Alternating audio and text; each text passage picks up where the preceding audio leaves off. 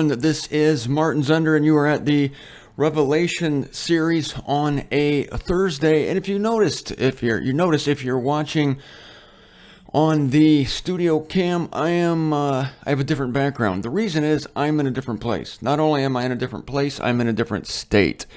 I am coming to you from a rented room in Fort Lauderdale, Florida. Now you're wondering, that's pretty amazing. Well, sure, I could take a jet and I could be here in one day, but in fact, I pre-recorded some shows for you before I left, and I have been it's been 6 days since yesterday's video and today, and I have driven down to Fort Lauderdale because, are you ready for this? I am moving here somewhere. I don't know where yet. But I am at a bed and breakfast, a very nice, yet very modestly priced bed and breakfast. I am renting a room. I have the run of the kitchen. Never met these people before, which was kind of exciting. You come in here, you're instantly living with strangers, but they don't stay strangers long. On the way down, I had wonderful fellowship with believers in LaGrange, Georgia, and in Orlando, Florida. So I'm thankful for Bert Hunter in LaGrange, Georgia, who got some folks together over the dining room table. And I'd also like to thank BJ and Gary Haight for once again giving me a bed and wonderful fellowship in Orlando. So I took 4 days to get down here because that's the Zender way. That's how I travel. And I don't know, honestly, I don't know where I will permanently be down here. All I know is this.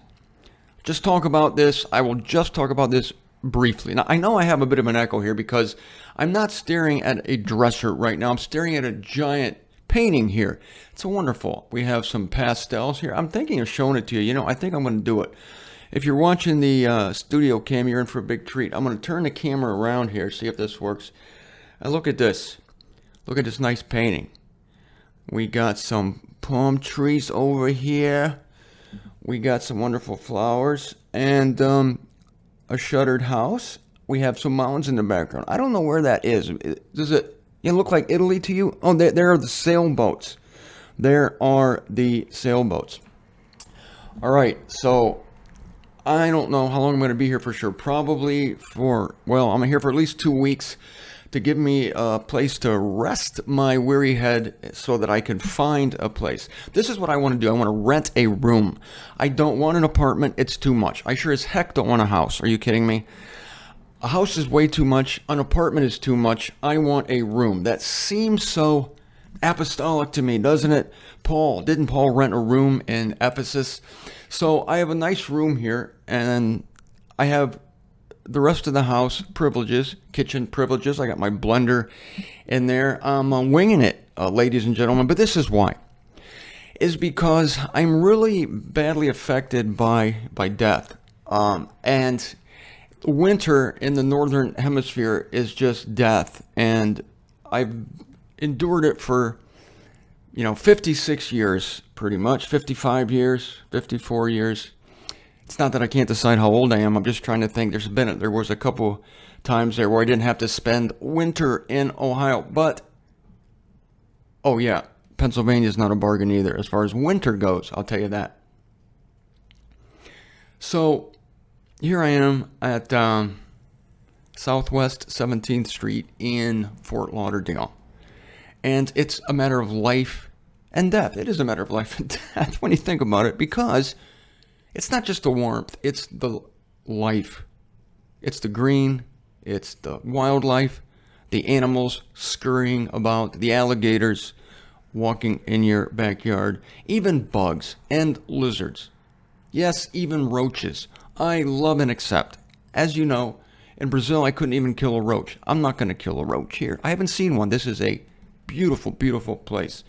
The hostess here is immaculate. In fact, I want to make sure I keep my little room neat here, my little space, so that I won't get chucked out of here. So that's my story. I am moving here. It's another jolt in my life, but this show will not be interrupted. We're going to keep it going here. I'm going to continue to write. This is my goal, is to finally get these books out that I've been telling you. There have been so many things happened in my life that have been a potential distraction, and it's time to settle down at one address, even though I don't know what that address is going to be yet, and get these books out to you. I'm in a chair now. Am I closer to my microphone than I usually am, than I was in Canton? Maybe? Yeah, I got a tall desk in a short chair, and ne'er the twain shall meet. I got about 3 pillows underneath me trying to make that work. All right, that gives you a little bit of the story of my developing life. And I only tell you because I know you're interested. Thank you. Most of you are. I appreciate your concern for me, my well-being, as I am concerned for yours.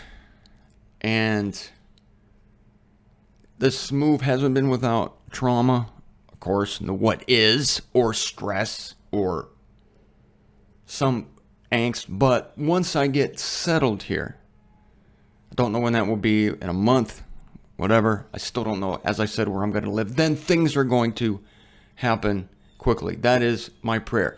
So the great Satanic Confederacy is even now in operation. Look at this sign of Satan. It includes others who are associated with him. In case you forgot, let me read this passage again. At the beginning of chapter 12, we're in verse 7. And a battle occurred in heaven. Michael and his messengers battle with the dragon. And the dragon battles and its messengers. And they are not strong enough for him, neither was their place still found in heaven. No place still found in heaven? No, I don't think that's a matter of square footage, actually. I think it's a matter of disposition. There's no place for this kind of attitude anymore in heaven. So Satan is cast out. No room for the attitude. It's not that heaven is not big enough to accommodate the beings, the satanic beings here.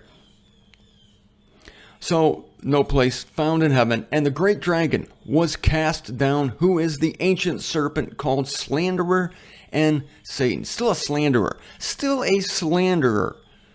Remember, in the last week's ZWTF, your plaintiff, the adversary, walks about as a roaring lion. Complainer, a plaintiff, brings up cases against you and against me, and he's also a slanderer. Boy, that goes really coming off this painting, isn't it?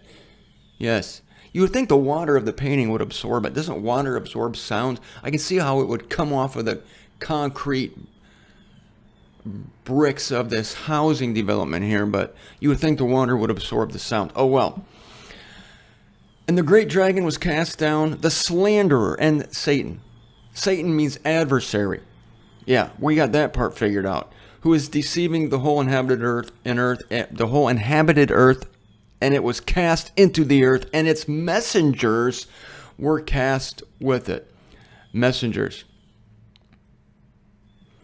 And there's also a special feature, not only the fact that Satan travels with a posse, Satan travels with groupies, namely these messengers, but as he is doing his work on earth, he has departments. Just as Christ and God have departments. What I mean is, Christ is a many-membered body, correct?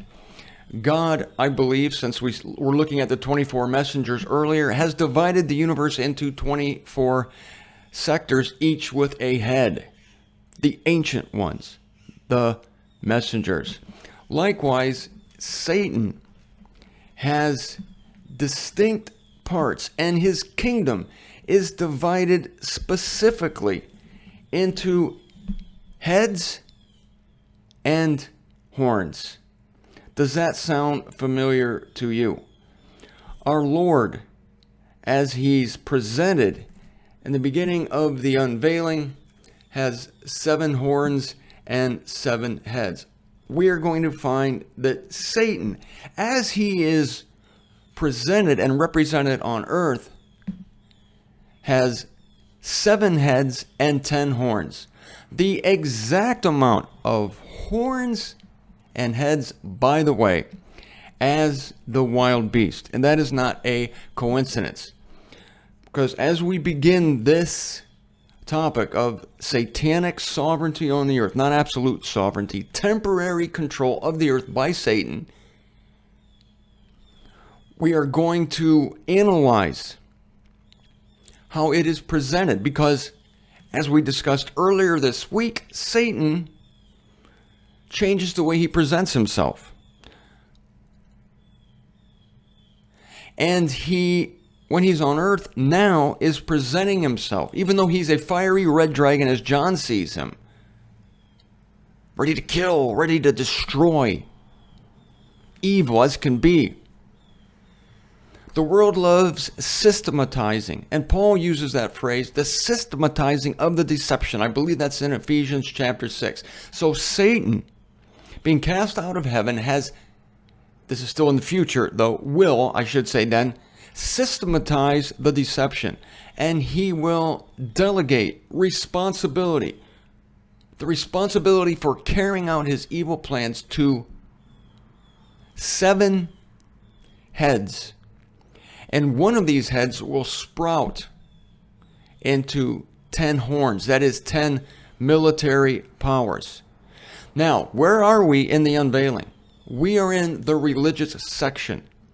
And this is why this is important, because I am going to propose to you that the 7 heads are 7 religions, not political powers. That would be the mistake you would make if you were to misunderstand where we are on the big map of the unveiling. Remember, we have prophecy, the prophecy section, the throne section, and the temple section. It's important to know that we are in the temple section when we look at the heads of the wild beast, which is the manifestation of the red dragon on the earth. Tomorrow, I just might blow your mind.